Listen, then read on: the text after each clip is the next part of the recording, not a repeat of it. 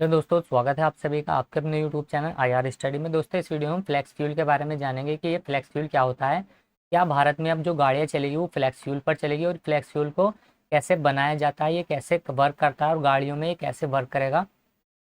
Flex fuel के क्या क्या फ़ायदे हो सकते हैं, किस किस चीज़ों पर फ्लैक्स फ्यूल की वजह से भारित होगा, यानी कि किन किन चीज़ों पर इसका इम्पैक्ट पड़ेगा उनको भी हम जानेंगे।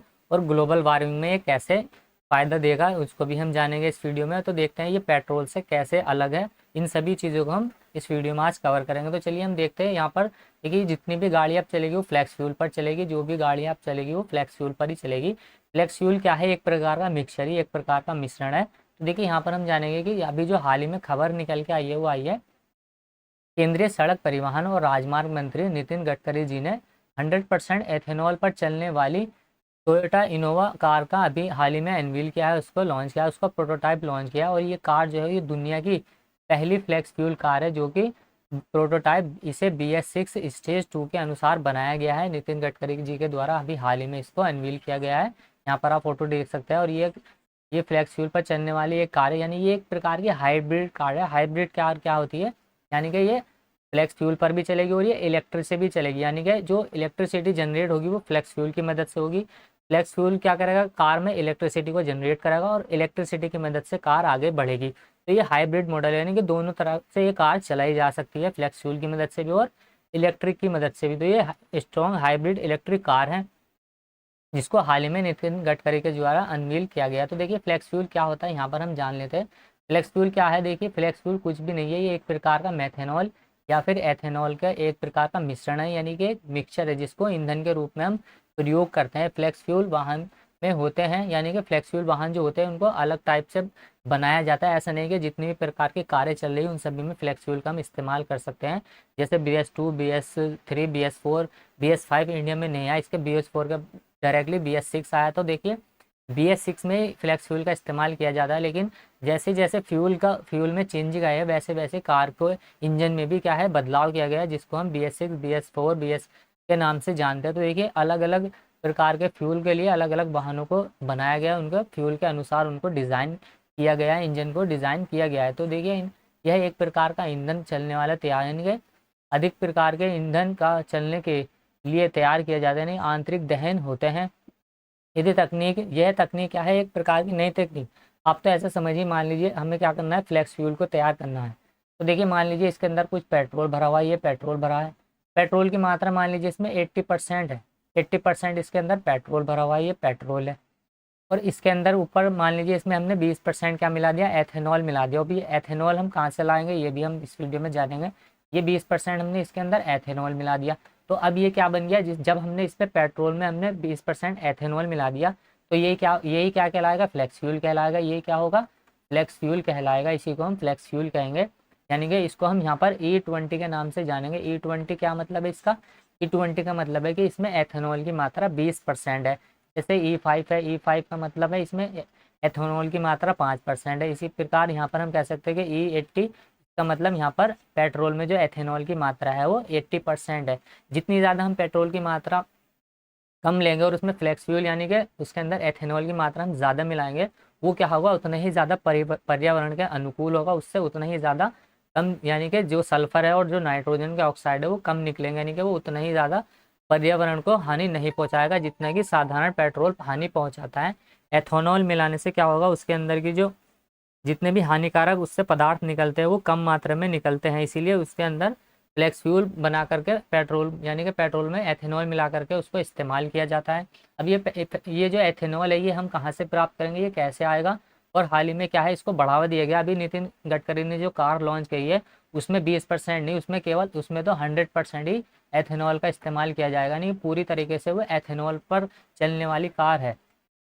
तो देखिए फ्लेक्स फ्यूल के फायदे क्या क्या होंगे, यहाँ पर फायदे के बारे में अगर हम जाने तो देखिए यहाँ पर FPP यानी कि FPP के माध्यम से जो प्रदूषणकारी जीवाश्म ईंधन है, जिसमें जो जीवाश्म ईंधन हम यूज़ करते हैं, जो क्रूड ऑयल आज के टाइम पर हम यूज़ करते हैं, वो क्या है, उसका उपयोग क्या है कम किया जा सकता है। उसका उपयोग यदि कम किया जाएगा तो वातावरण में भी क्या होगा, हानिकारक जो उत्सर्जन निकलते हैं जैसे कार्बन मोनोऑक्साइड है, सल्फर के ऑक्साइड है, इसके अलावा नाइट्रोजन के ऑक्साइड है, वो कम मात्रा में रिलीज हो गए, जिससे क्या होगा, ग्लोबल वार्मिंग की मात्रा में भी कमी आएगी, यानी कि ग्लोबल वार्मिंग जो आज के टाइम में एक बड़ा मुद्दा है उसमें भी कमी होगी।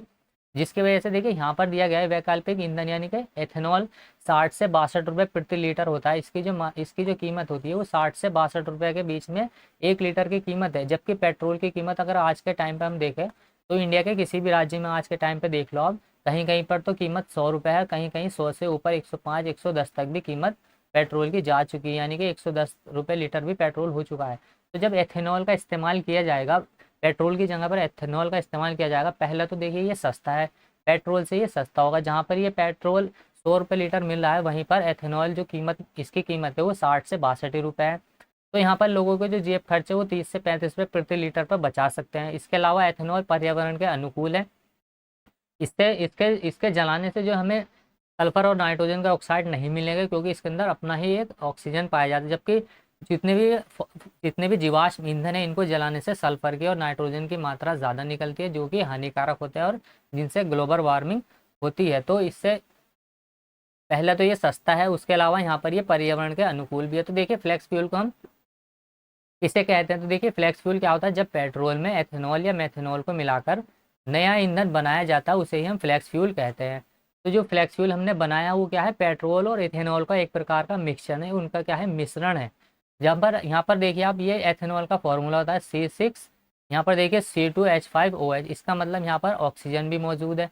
जब यहाँ पर देखिए ऑक्सीजन भी मौजूद है, जबकि यहाँ पर अगर आप देखें ये पेट्रोल है, कार में ज़्यादातर, गाड़ियों में ज़्यादातर पेट्रोल और डीजल का ही इस्तेमाल किया जाता है। तो देखिए ये क्या है, जीवाश्म ईंधन है पेट्रोल, एक प्रकार का फॉसिल फ्यूल है जिसके अंदर कार्बन पाया जाएगा, hydrogen, nitrogen, sulphur, oxygen, minerals आदि इसमें पाए जाते हैं। देखिए सबसे ज़्यादा जो इसमें हानिकारक चीज़ें पाई जाती है पेट्रोल के अंदर, एक तो नाइट्रोजन और एक सल्फर, यानी कि जब इनका दहन होता है, इनका दहन होने से क्या होगा, सल्फर के ऑक्साइड और नाइट्रोजन के ऑक्साइड निकलते हैं।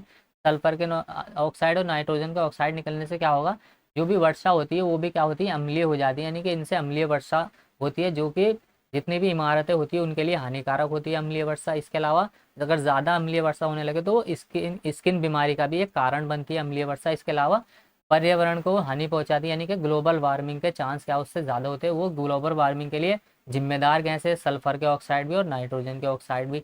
लेकिन इससे जब हम एथेनॉल को जलाएंगे तो इससे क्या होगा, जितनी मात्रा यहाँ से होने इसमें क्या होगा, 60% की कमी आएगी, यानी कि इससे ग्लोबल वार्मिंग जो हो रही है पेट्रोल से, यानी कि जीवाश्म ईंधन से जितनी भी ये मात्रा हो रही है, इससे क्या होगा 60% की कमी आएगी इसमें फ्लेक्स फ्यूल का इस्तेमाल करने से। 60% ग्लोबल वार्मिंग, पेट्रोल में से जो पेट्रोल के जो ऑक्साइड निकल रहे थे, जो इससे ग्लोबल वार्मिंग हो रही थी, उससे क्या होगा इसमें 60% की कमी आएगी। लेकिन ये जो यहाँ पर एथेनॉल है, इसको हम कहाँ से प्राप्त कर सकते हैं, इसको कैसे बनाया जाता है, कहाँ से इसको बनाया जाता है, तो देखिए यहाँ पर इसको गन्ने से, चुकंदर से, आलू से, ज्वार से और चावल से, गेहूँ से आदि से और बांस, इन सभी का क्या होता है, फ्रेगमेंटेशन होता है, यानी कि एक यहाँ पर देखिए किवड़न होता है, यहाँ पर एक पूरा इनका पूरा प्रोसेस होता है फ्रेगमेंटेशन का, किवड़न का। तो लेकिन यहाँ पर आपको एक चीज़ ध्यान रखनी है, जैसे ये गन्ना है, चुकंदर है, आलू, ये सब क्या है, खाद्यान्न फसलें हैं, जैसे चावल, गेहूँ।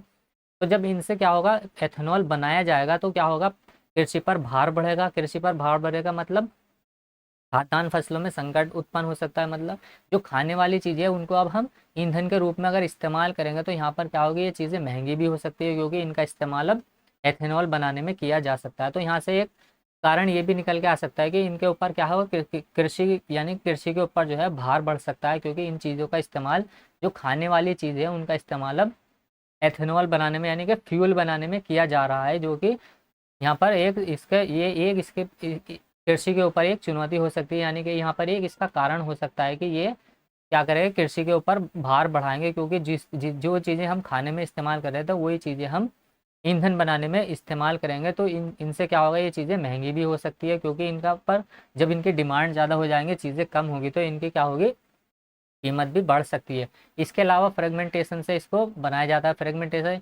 चुकंदर। इसके अलावा जो सड़े हुए या गले हुए फल होते हैं उनको भी किवड़न करके, फ्रेगमेंटेशन करके उनसे भी एथेनॉल को प्राप्त किया जाता है। तो देखिए यहाँ पर ये E5 का मतलब है पेट्रोल में 5% इथेनॉल है, E10 यानी कि पेट्रोल में 10% इथेनॉल है, और यहाँ E20 पेट्रोल में 20% इथेनॉल है। 85% यहाँ पर इथेनॉल पाया जा रहा है। तो जितनी भी ये चीज़ें, इनसे एथेनॉल को हम प्राप्त कर सकते हैं।